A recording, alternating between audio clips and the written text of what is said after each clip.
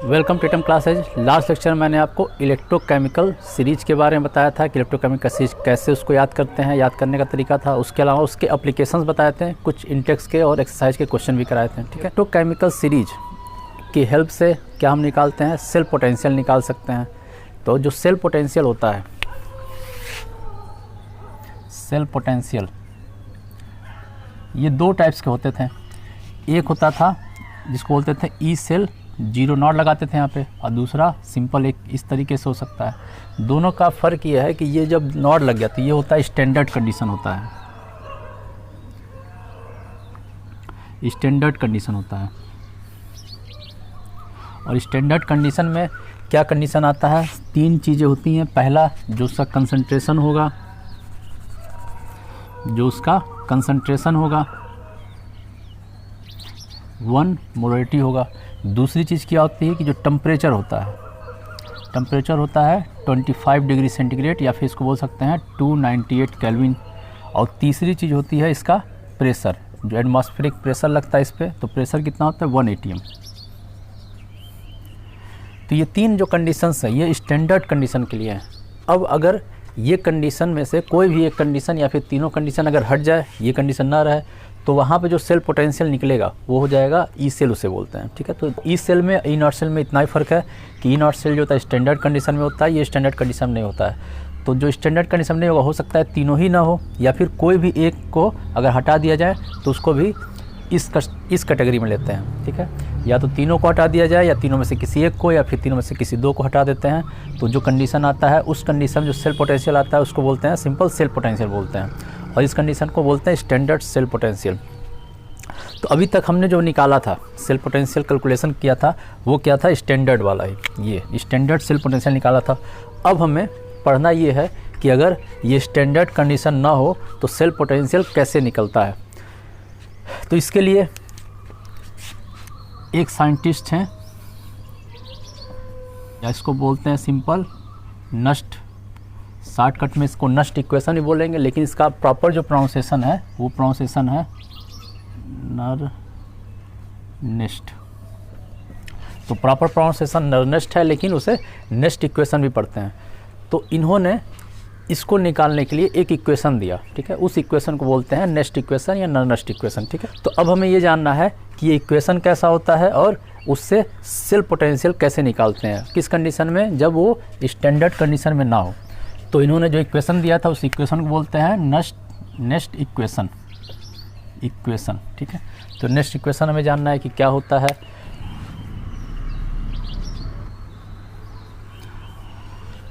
तो हमें अब देखना है नेक्स्ट इक्वेशन के बारे में। तो नेक्स्ट इक्वेशन के लिए कंडीशन क्या होती है, इसके लिए कंडीशन होती है 3 कंडीशन है। सबसे पहला कंडीशन क्या होता है, जो कंसंट्रेशन होगा, ये कितना होगा 1 m से इक्वल नहीं होगा।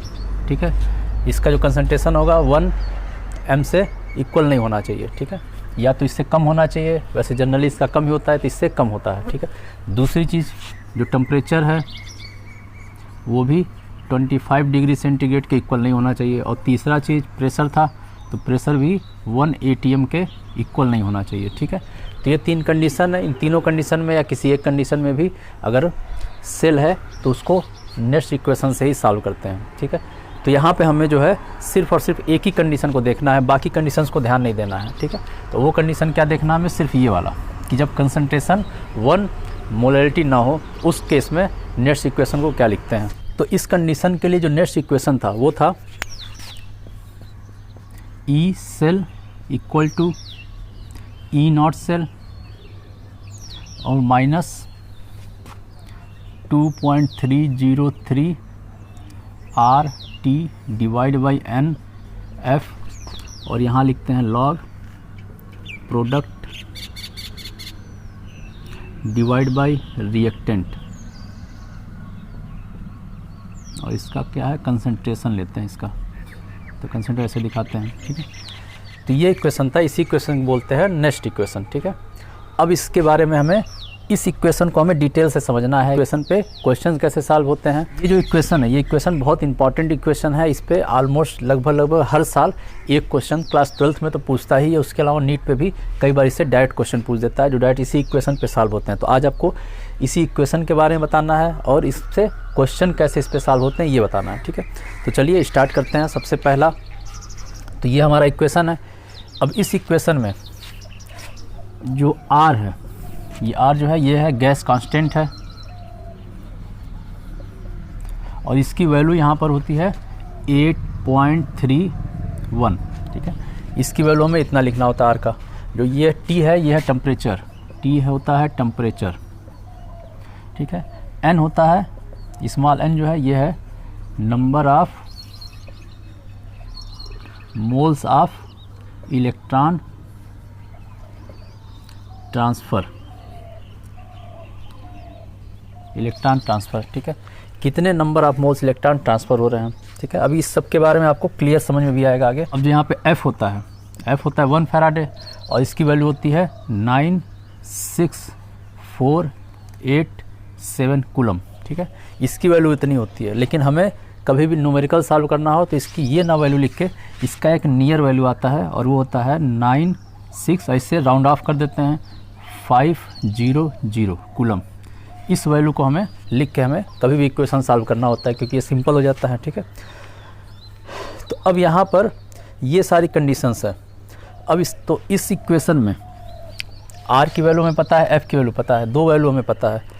तो अगर इन दो वैल्यू को यहाँ पुट कर देते हैं और साथ में टेम्परेचर को हम इसी टेम्परेचर पे कंसीडर करते हैं, ठीक है। जो इक्वेशन है जनरली जो क्वेश्चन पूछेगा वो इसी टेम्परेचर पे पूछेगा, बस कंसंट्रेशन चेंज कर देगा। तो ये दोनों तो चेंज नहीं करता, बहुत कम ही क्वेश्चन ऐसे पूछेंगे जिसमें ये दोनों को भी चेंज करेगा। यहाँ क्या होता है, क्वेश्चन जो पूछता है सिर्फ कंसंट्रेशन को चेंज करके उसके बाद जो है ई सेल की वैल्यू निकालना होता है, ठीक है। तो यहाँ पे जो क्वेश्चन पूछता है सिर्फ और सिर्फ कंसंट्रेशन को चेंज करके फिर ई सेल की वैल्यू कैसे कैलकुलेट करते हैं वो पूछता है। तो अधिकतर जो भी क्वेश्चंस मिलेंगे आपको, ठीक है, क्लास 12th में तो जितने भी क्वेश्चन मिलेंगे सारे क्वेश्चन टेम्परेचर जो है इसी टेम्परेचर मिलेंगे 25 डिग्री पे, तो इसको लिख देते हैं 298 केल्विन पर, और प्रेशर 1 एटमॉस्फेयर प्रेशर पे ही मिलेंगे। सिर्फ और सिर्फ कंसंट्रेशन में ही चेंजेज होगा, ठीक है। तो अब अगर इस पूरे इक्वेशन में हमें क्या वैल्यू पता चल गया, हमें पता चल गया इसमें R की वैल्यू हमें पता है, T की वैल्यू पता है और F की वैल्यू पता है।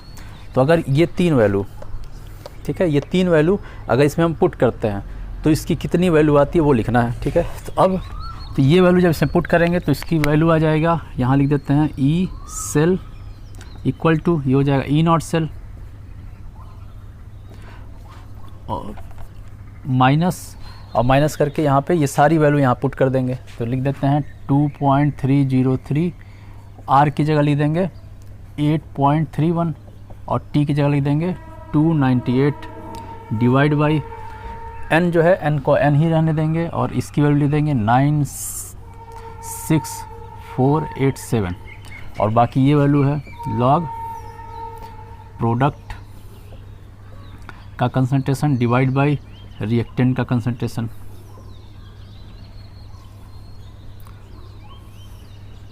तो ये हो गया आपका। अब इस पूरे को अगर सॉल्व करते हैं, यहाँ से यहाँ तक जो वैल्यू है ये पूरी वैल्यू, इसको अगर सॉल्व करते हैं तो इसकी वैल्यू आती है 0.0591। तो ये हो गया। तो अब इस इक्वेशन को लिख सकते हैं कि E cell equal to E not cell minus, ये माइनस हो गया। अब इस पूरे की वैल्यू लिख देंगे 0.0591 और डिवाइड बाई n हो गया ये, और इधर log product divide by reactant, और इन सबों का क्या लेना है, कंसंट्रेशन लेना है, ठीक है। तो ये फाइनल आपका इक्वेशन हो गया, किसके लिए, नर्स इक्वेशन। और ये किस कंडीशन में होगा, जब टेम्परेचर कितना हो 298 केल्विन हो और प्रेशर कितना हो 1 एटमॉस्फेयर प्रेशर हो, ठीक है। तो उसी कंडीशन में हमें इसे सॉल्व करना होता है। तो ये इक्वेशन हो गया, ठीक है। अब इस इक्वेशन को थोड़ा सा और ये वैल्यू चेंज करना होता है, कैसे चेंज करते हैं वो सब आगे आपको बताते हैं। तो अब जैसे एक इक्वेशन लेते हैं, हाफ इक्वेशन, किसी भी रिएक्शन का हाफ इक्वेशन लिए, जैसे एग्जांपल में देते हैं, जैसे कोई मेटल है और इसमें 2 इलेक्ट्रॉन आए और ये मिलके बना लिया M, सॉलिड बना लिया ये, ठीक है। तो इस इक्वेशन के लिए ये हाफ इक्वेशन है, इस इक्वेशन के लिए अगर हमें इस पे पुट करना हुआ, ठीक है, नर्स इक्वेशन में अगर इसे पुट करना हुआ तो यहाँ पे लिखेंगे E cell equal to E naught cell और माइनस 0.0591 और डिवाइड बाई, तो यहाँ जो n की वैल्यू होगी, n का मतलब होता है number of moles of electron transfer, कितने number of moles electron transfer हो रहे हैं। तो यहाँ पे 2 इलेक्ट्रॉन दिख रहा है, तो ये 2 इलेक्ट्रॉन ना होकर पूरा 2 मोल के बराबर है। क्यों 2 मोल के बराबर है? क्योंकि ये वैल्यू और ये वैल्यू हमेशा हम क्या लेते हैं, मोल्स में लेते हैं, ठीक है। तो यहाँ पे n की वैल्यू हो जाएगी 2, n की वैल्यू 2 हो गई और लॉग, अब प्रोडक्ट क्या है, ये है, तो इसका m का कंसंट्रेशन ये सॉलिड फॉर्म में है और डिवाइड बाई M++ का कंसंट्रेशन ये किस में, एक्वस में है, ठीक है। तो ये वैल्यू हो जाएगा, ठीक है। अब इसमें जो है अगर कोई भी मेटल का जो रॉड है वो अगर सॉलिड फॉर्म में है या फिर कोई गैस है, ठीक है, तो 2 चीज़ें हैं, पहला चीज़ गैस और दूसरा चीज़ ये सॉलिड फॉर्म में अगर हो तब, तो इस केस में जो इसका कंसंट्रेशन होगा उसकी कंसंट्रेशन की वैल्यू हमेशा और हमेशा 1 लिखते हैं। तो जो इसकी वैल्यू हो जाएगी, इस पूरे की जो वैल्यू हो जाएगी वो किसके बराबर हो जाएगा, 1 के बराबर हो जाएगा। तो ये सारी चीज़ें आपको 11th में पढ़ाई गई होंगी किसमें, इक्विलिब्रियम वाले चैप्टर में, ठीक है। तो आगे इसमें सॉल्व करते हैं। तो ये हो जाएगा E naught cell minus 0.0591 divide by 2 और लॉग 1 डिवाइड बाई M++ इसका कंसंट्रेशन। अब अगर क्वेश्चन में इसका कंसंट्रेशन हमें मिला हुआ है तो ये वैल्यू निकाली जा सकती है, ठीक है। तो इस तरीके से निकालते हैं।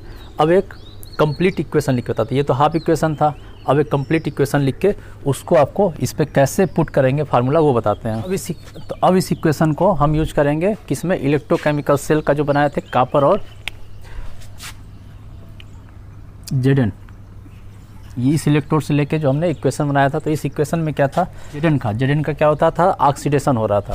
तो इसमें क्या होता था कि जो Zn होता था, Zn का क्या होता था, ऑक्सीडेशन, तो जो एनोड पर रिएक्शन होगा Zn से बन जाता था Zn++ और 2 इलेक्ट्रॉन, और कैथोड पे इसका रिडक्शन होता था, तो कैथोड पे होता था Cu++ से Cu और साथ में इधर की तरफ 2 इलेक्ट्रॉन।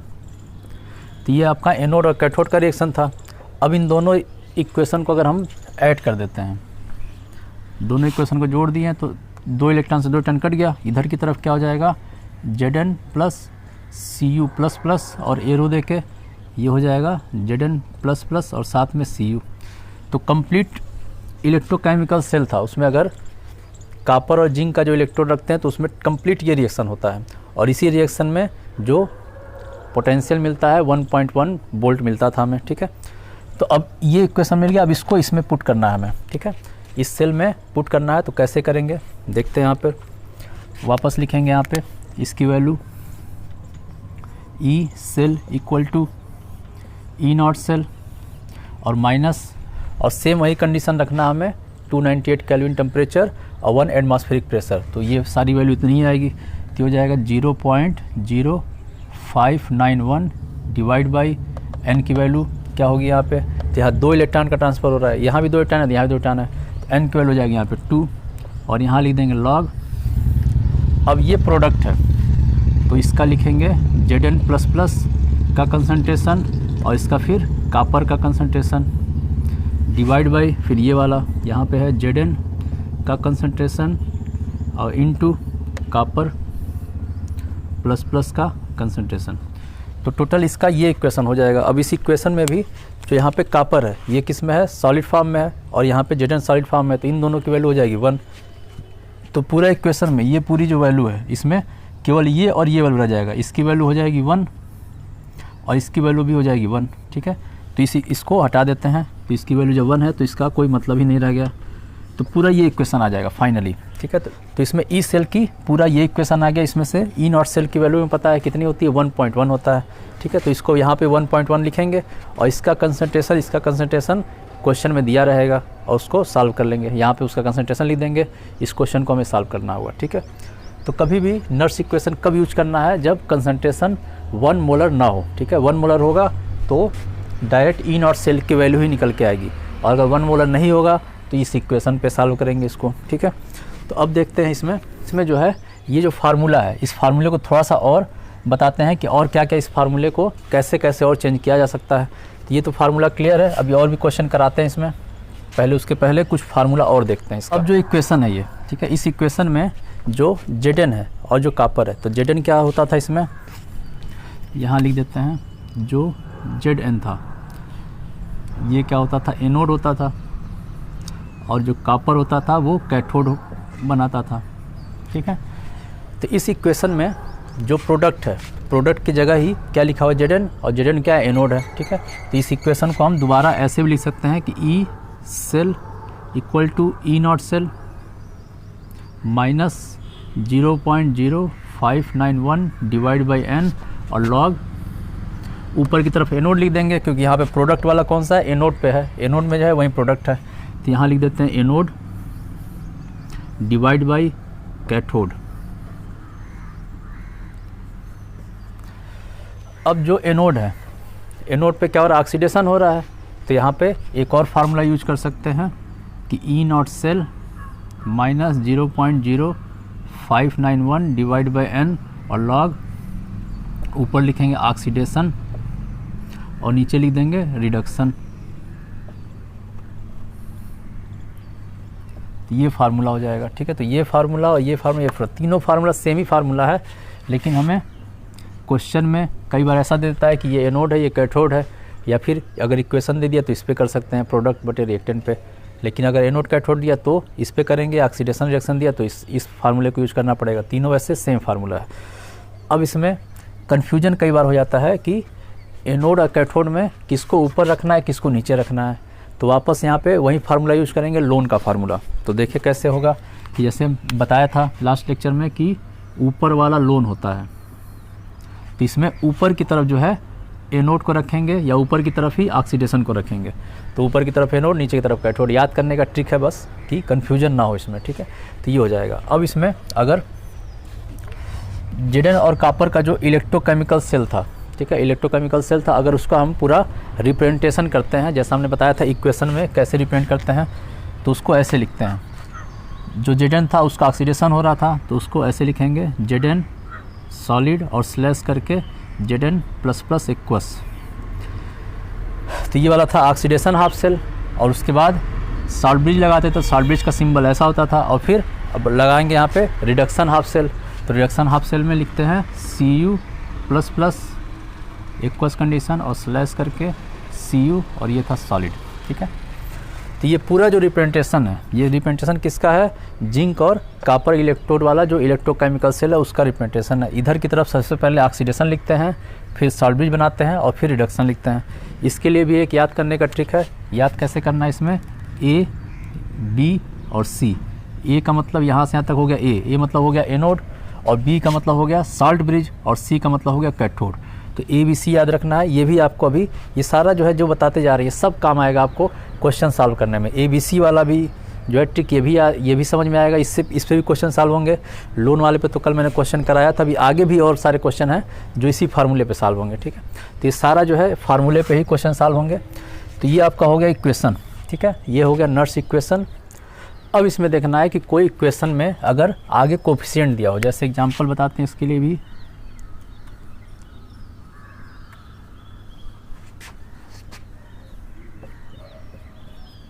ये इक्वेशन है, इसमें आगे कोफिशिएंट दिया, जैसे इस वाले में A है, दूसरे मार्कर से इसको लिख देते हैं। जैसे यहाँ पे A हो गया, यहाँ पे B, यहाँ पे स्मॉल c और स्मॉल d। अब ये क्या कोफिशिएंट है, आगे जो है 2, 3, 4 जो संख्या दी गई है, नंबर दिए गए हैं, ठीक है। तो इसके लिए अगर हमको इस इक्वेशन पे अगर लगाना है तो कैसे इसको सॉल्व करते हैं, तो इसके लिए लगाते हैं E cell equal to E naught cell और माइनस 0.0591 डिवाइड बाय, मान लेते हैं यहाँ पे n इलेक्ट्रॉन है यहाँ पे, तो यहाँ पे लिख देंगे n और लॉग। अब इसमें हमें लिखना है प्रोडक्ट का, तो ये प्रोडक्ट है, ठीक है। तो यहाँ पे C का कंसंट्रेशन लिखेंगे और D का कंसंट्रेशन लिखेंगे, और नीचे रिएक्टेंट का लिखना है, रिएक्टेंट का लिख देंगे, ठीक है। लेकिन एक चीज़ और इसमें ध्यान रखेंगे, क्योंकि यहाँ पे दिया हुआ है कोफिशिएंट, तो अगर कोफिशिएंट दिया होगा तो क्या करेंगे, इस पे वो पावर में चला जाएगा। जैसे यहाँ पे अगर C आगे कोफिशिएंट दिया तो इसमें C पे यहाँ पे पावर आ जाएगा, ठीक है। यहाँ D में कोफिशिएंट है, D पे पावर हो जाएगा इतना। A पे कोफिशिएंट A है, A का कोफिशिएंट तो इसका पावर हो जाएगा A पे ये, और B का है तो यहाँ B हो जाएगा। तो यहाँ पे जब भी अगर आगे कभी भी हमें इक्वेशन देखना होता है, हमें सबसे पहले तो बैलेंस इक्वेशन ही लेना पड़ता है, ठीक है। और बैलेंस इक्वेशन लेंगे और उसके बाद उसमें जो कोफिशिएंट होगा उसका इस पे पावर चला आता है, ठीक है। तो ये इक्वेशन हो गया। अब आपको कुछ क्वेश्चन कराते हैं। अब आपको नट्स इक्वेशन पे ये क्वेश्चन कराते हैं जो किताब के एक्सरसाइज का 3.5 का पहला क्वेश्चन है। तो उसमें ये इक्वेशन दिया गया है और इस इक्वेशन में हमें क्या निकालना है, ई सेल निकालना है। ई सेल को ईएमएफ भी बोलते हैं। तो क्वेश्चन में जो है ईएमएफ की वैल्यू निकालने को पूछा गया है, ठीक है। तो इसमें हमें निकालना है, तो कैसे निकालेंगे, सेम वही फार्मूला यूज करना है नट्स इक्वेशन का कि E cell equal to E not cell minus 0.0591। यहाँ कंडीशन दिया गया है कि टेम्परेचर 298 है और प्रेशर 1 एटमॉस्फेयर है। तो डायरेक्ट ये लिख देंगे, नीचे लिख देंगे n लॉग। अब यहाँ पे लिखते हैं ऊपर की तरफ एनोड और नीचे की तरफ कैथोड, क्योंकि यहाँ से हमें पता चल रहा है कि एनोड कौन सा है, कैथोड कौन सा है। ये आगे की तरफ एनोड लिखते हैं, इधर की तरफ कैथोड लिखते हैं। बताए थे A B और C, ठीक है। ABC हो गया, इधर की तरफ एनोड होगा, इधर की तरफ कैथोड होगा। तो एनोड वाला यहाँ और कैथोड वाला उसके नीचे लिख देना है, ठीक है। तो अब इसको सॉल्व करते हैं। तो इसको सॉल्व करने के लिए सबसे पहले ई नॉट सेल की वैल्यू भी निकालनी पड़ेगी। तो इसके लिए देखिए ई नॉट सेल की वैल्यू कैसे निकलता है, निकलवा चुके हैं पहले भी, दोबारा निकालते हैं। तो इसकी वैल्यू निकालेंगे ई सी माइनस ई ए, ये वैल्यू होता है, ये फार्मूला होता है। तो इसमें कैथोड कौन सा, ये वाला है। तो कॉपर का जो इलेक्ट्रोड पोटेंशियल होता है वो होता है प्लस 0.34 और फिर माइनस लगाएंगे। और इसका मैग्नीशियम का लिखना है तो मैग्नीशियम का होता है माइनस 0.36। अब इस वैल्यू को सॉल्व कर देंगे, इस वैल्यू को सॉल्व करेंगे तो आ जाएगा प्लस में 2.70। ई सेल की वैल्यू इतनी आ गई। अब इस ये वैल्यू तो यहाँ पुट कर देंगे। ये कैसे निकलता है, ये सारा जो है पहले भी करा चुके हैं क्वेश्चन भी, और इसकी वैल्यू बता चुके हैं। मैग्नीशियम का भी बताया था इतना है, और कॉपर का भी बताए थे ये वैल्यू आती है, ठीक है। तो अब इसमें सॉल्व करते हैं। तो ई सेल की वैल्यू हो जाएगी, ई नॉट सेल लिख देंगे यहाँ पे 2.70 और माइनस ये वैल्यू 0.0591 डिवाइड बाई, अब देखना है नंबर ऑफ इलेक्ट्रॉन। तो नंबर ऑफ इलेक्ट्रॉन डायरेक्ट यहाँ पे 2 का चेंज आ रहा है, यहाँ भी 2 का ही चेंज आ रहा है। तो यहाँ पे 2 ले देंगे। जब चेंजेज अलग अलग हो तब कैसे करेंगे वो अभी आगे बताएंगे आपको, ठीक है। तो अब यहाँ पे 2 का ही चेंज आया तो यहाँ पे लिख देंगे 2 और यहाँ लिख देंगे लॉग। अब एनोड कौन सा है, ये वाला एनोड है। तो इसका कंसंट्रेशन लिखते हैं Mg++ का कंसंट्रेशन डिवाइड बाई इसका कंसंट्रेशन Cu++, ठीक है। ये हो गया। अब इसमें Mg++ का जो कंसंट्रेशन है वो बगल में इसके दिया रहता है ब्रैकेट में, तो दिया हुआ है इसमें 0.001 m। उसी तरह कॉपर का भी दिया हुआ है 0.0001। इसी वैल्यू को यहाँ पुट कर देंगे। तो यहाँ पे डायरेक्ट यहाँ नीचे कर देते हैं। तो 2.70 माइनस 0.0591 डिवाइड बाई 2 और लॉग Mg का ये दिया हुआ है 0.001 डिवाइड बाई 0.0001, ठीक है। अब इससे इसको काटेंगे तो नीचे आएगा 0.1। तो इस पूरे की वैल्यू आ जाएगी, यहाँ लिख देते हैं 2.70 माइनस 0.0591 डिवाइड बाई 2 और लॉग हो जाएगा 10। अब लॉग 10 की वैल्यू कितनी होती है, लॉग 10 की वैल्यू होती है 1। तो ये पूरी वैल्यू 1 हो जाएगी। इसको अब आगे यहाँ सॉल्व कर देते हैं। तो ये पूरी वैल्यू यहाँ लिख देते हैं दोबारा भी 2.70 माइनस 0.0591 डिवाइड बाई 2 और लॉग 10। लॉग 10 की वैल्यू होती है 1, तो ये वैल्यू 1 हो गई। तो ये हो जाएगा 2.70 माइनस, इसमें से डिवाइड करेंगे तो 0.0 लगभग इतने आएगा, क्योंकि इसकी वैल्यू 1 हो गई। अब इसमें से इसको माइनस कर देंगे तो हो जाएगा 2.67 वोल्ट। तो इस समय जब ये कंसंट्रेशन लेंगे उस समय जो सेल पोटेंशियल है वो उसकी वैल्यू इतने है 2.67 आएगा, ठीक है। तो इस तरीके से क्वेश्चन हमें सॉल्व करना है। तो ये जो क्वेश्चन था इसमें जब दोनों तरफ नंबर ऑफ इलेक्ट्रॉन सेम हो तब वाला क्वेश्चन है। अगर नंबर ऑफ इलेक्ट्रॉन अगर अलग अलग हो तो उसको कैसे सॉल्व करेंगे, अगला क्वेश्चन आपको वो बताते हैं। अब ये क्वेश्चन कराते हैं जिसमें इधर जो है नंबर ऑफ इलेक्ट्रॉन चेंज हो रहा है। जैसे यहाँ पे देखते हैं यहाँ पे 2 इलेक्ट्रॉन चेंज है, यहाँ पे 1 इलेक्ट्रॉन का चेंज है, तो उसको कैसे सॉल्व करेंगे, ठीक है। तो ये किताब का एग्जाम्पल है, एग्जाम्पल में 3.1 का है, इक्वेशन ऐसे दिया हुआ है और फिर ई नॉट सेल की वैल्यू दे दी गई और बोला गया है कि इस इक्वेशन को इस तरीके से भी हम लिख सकते हैं। अब इसे सॉल्व करना है, ई सेल की वैल्यू निकालनी है, तो कैसे निकालेंगे देखते हैं। सबसे पहले तो फार्मूला लिखेंगे कि E cell equal to E not cell minus 0.0591 divide by n. अब एन की वैल्यू क्या आता है वो अभी बताते हैं आपको। फिर यहाँ लिख देंगे लॉग, ऊपर एनोड और नीचे कैथोड। सबसे सिंपल फार्मूला है, एनोड और कैथोड लेके ही करने वाला सबसे सिंपल होता है, ठीक है। तो ऊपर एनोड नीचे कैथोड, और यही वाला एनोड है, ये कैथोड है, ये भी पता है हमें। यहाँ से यहाँ तक एनोड, ये बी और ये सी, ठीक है। अब इसे सॉल्व करना है, तो ई नॉट सेल की वैल्यू क्वेश्चन में दिया हुआ है 3.17, तो यहाँ ये वैल्यू लिख देंगे 3.17 माइनस 0.0591 डिवाइड बाई, अब यहाँ पे n की वैल्यू लिखनी है। तो n की वैल्यू निकालने के लिए भी एक तरीका है, एक ट्रिक है, उससे जो है एकदम ईजी हो जाता है क्वेश्चन सॉल्व करना। तो देखिए कैसे करते हैं, n की वैल्यू कैसे निकालेंगे। अगर इस तरह का इक्वेशन दिया है तब यहाँ से यहाँ पे जो चेंजेज आ रहा है, कितने का आ रहा है, 2 इलेक्ट्रॉन का चेंजेज आ रहा है, ठीक है। यहाँ से यहाँ पे कितने इलेक्ट्रॉन का चेंज आ रहा है, 1 इलेक्ट्रॉन का चेंजेज आ रहा है, ठीक है। तो हमें करना क्या है, दोनों तरफ नंबर ऑफ इलेक्ट्रॉन को इक्वल करना होता है, ठीक है। दोनों तरफ नंबर ऑफ इलेक्ट्रॉन को इक्वल करना होता है। तो इक्वल करने के लिए 2 चीज़ें करेंगे। सबसे पहला काम तो यहाँ पे 2 का मल्टीप्लाई कर देंगे, ठीक है। 2 का मल्टीप्लाई कर दिए तो दोनों तरफ नंबर ऑफ इलेक्ट्रॉन इक्वल हो गए, तो कितने इलेक्ट्रॉन हो जाएंगे, यहाँ पे 2 हो जाएंगे। तो नंबर ऑफ इलेक्ट्रॉन इतने हो गए। अब आगे लॉग एनोड की वैल्यू लिखनी है, तो एनोड का वैल्यू ये है, तो यहाँ लिख देंगे Mg प्लस प्लस, और नीचे कैथोड की वैल्यू ये है, तो ये हो गया Ag प्लस। अब एक चीज़ और ध्यान रखना है कि यहाँ पे जो मल्टीप्लाई किए गए ऊपर, ठीक है, तो Ag में किए थे, सिल्वर वाले में +2 का मल्टीप्लाई किए थे, तो जितने का मल्टीप्लाई किया जाएगा इधर चाहे इधर, ठीक है, उतना जो है उसी पे पावर रख देंगे। तो यहाँ पे कोई मल्टीप्लाई नहीं किया गया, तो यहाँ पे इस पे पावर 1, इस पे मल्टीप्लाई 2 किया गया है, तो इस वाले पे पावर हो जाएगा 2, ठीक है। तो इसका ये चीज़ जो बताया गया एरो, ये चीज़ 2 चीज़ों में काम आएगा। सबसे पहला चीज़ कहाँ किस में काम आएगा कि नंबर ऑफ इलेक्ट्रॉन निकालने के लिए, और दूसरा कहाँ पे काम आएगा कि इस पर पावर कितना होगा ये निकालने के लिए। तो ये दोनों चीज़ के लिए ये एक सिंपल सा ट्रिक है, इसको ध्यान रखना है, ठीक है। दोनों को पहले ऐसे करना है, क्या चेंजेज आ रहा है वो लिखना है यहाँ पर भी, और कितने का मल्टीप्लाई करें कि दोनों इक्वल हो सकता है ऐसा कि इधर 2 का इधर 3 का मल्टीप्लाई करें, ऐसा भी हो सकता है कुछ क्वेश्चंस में, ठीक है। जैसे कि एग्जांपल बता देते हैं, m से बन गया m3, और इधर की तरफ एक दूसरा है n है मान लेते हैं, और n से बन रहा है n प्लस प्लस से बन गया n, ठीक है।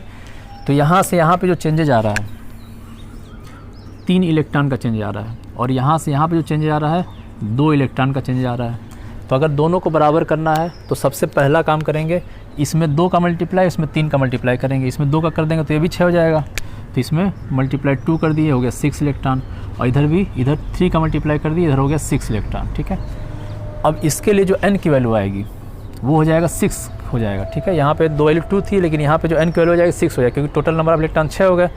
और इसका जब हमें लिखना होगा, m ट्रिपल प्लस दिया हुआ है, ये लिखना रहा, तो इस पर 2 का मल्टीप्लाई किया तो इस पर पावर 2 लग जाएगा, और डिवाइड बाई इस पर 3 का मल्टीप्लाई किए हैं तो n प्लस प्लस इस पर मल्टीप्लाई हो जाएगा, इस पर पावर 3 लग जाएगा, ठीक है। तो इस तरीके से ये वैल्यू लिखते हैं कि इस पर पावर क्या लिखना है, ठीक है। तो ये ध्यान रखना है, ये भी एक आपको एक तरीका था समझने का, सबसे शॉर्ट ट्रिक था समझने का चीज़ें, क्योंकि ज़रूरी नहीं इक्वेशन इस कंडीशन में दिया होगा, इसमें दिया होगा तब तो यहाँ 2 लिखा हुआ है, तब तो यहाँ पे पावर लगा सकते हैं। लेकिन अगर ऐसा ना दिया हो, सिर्फ ऐसे दिया हो, तो इस तरीके से हम कर देंगे, या फिर इसको इस इक्वेशन में पहले कन्वर्ट करना पड़ेगा और फिर जाकर करना पड़ेगा, तो उसमें लंबा प्रोसेस लगेगा, ठीक है। तो ये 60 तरीका है करने का, ठीक है। तो ये हो गया आपका। अब इसको सॉल्व करना है हमें, ठीक है। तो इसे सॉल्व करना है, तो 3.17 हो गया माइनस 0.0591 डिवाइड बाई 2, और ये हो जाएगा लॉग m प्लस प्लस यहाँ दिया हुआ इसका कंसंट्रेशन ये वाला, तो 0.130 और डिवाइड बाई इसका कंसंट्रेशन क्या दिया है। अब इसको हम लिख सकते हैं 0.0001, इसको लिख सकते हैं 10 टू पावर, ये पॉइंट यहाँ पे है तो इससे ले जाते हैं 1 2 3 4, तो 10 टू पावर हो जाएगा -4, ठीक है। तो इसको लिख सकते हैं 10⁻⁴ और इसका पूरे का स्क्वायर, ठीक है। तो ये हो जाएगा। अब इसको सॉल्व करना है हमें, ठीक है। तो सॉल्व करते हैं। 3.17 माइनस 0.0591 डिवाइड बाई 2 और लॉग ये हो जाएगा 10⁻⁸ हो जाएगा, ऊपर चला जाएगा। तो ये हो जाएगा 1.3 इंटू 10⁻+7। तो टोटल इसकी इतनी वैल्यू आ जाएगी, ठीक है। अब इसे सॉल्व करना है। तो ये लॉग की वैल्यू कैसे सॉल्व करते हैं ये नेक्स्ट लेक्चर में आपको यही बताया जाए कि कैसे लॉग अगर दिया है तो उसको सॉल्व करेंगे, या फिर कोई नंबर दिया है तो उसको लॉग में कैसे कन्वर्ट करेंगे। तो इस चैप्टर में और अगले चैप्टर में 2 चैप्टर ऐसा है जिसमें ये लॉग वाला आपको मिलेगा और उसको सॉल्व करना रहेगा, ठीक है। तो इसको कैसे निकालते हैं ये आपको अगले लेक्चर में बताया जाएगा, ठीक है। तो आज अभी सिर्फ इस समय इसका वैल्यू लिख देते हैं। पूरे की वैल्यू यहाँ से यहाँ तक अगर वैल्यू हम देखते हैं, यहाँ से यहाँ तक पूरी वैल्यू, तो पूरी वैल्यू आ जाएगी -0.21, माइनस दिया हुआ है तो इस पूरे की वैल्यू आ जाएगी 0.21, ठीक है। अब इसको सॉल्व कर लेंगे। तो सॉल्व करेंगे 2 और 4 हो गया 96 वोल्ट। तो टोटल इतना वोल्ट इसकी तो ये इसका आंसर आ जाएगा, ठीक है। तो इस तरीके से इसको सॉल्व करेंगे। तो आज के लिए सिर्फ इतना ही।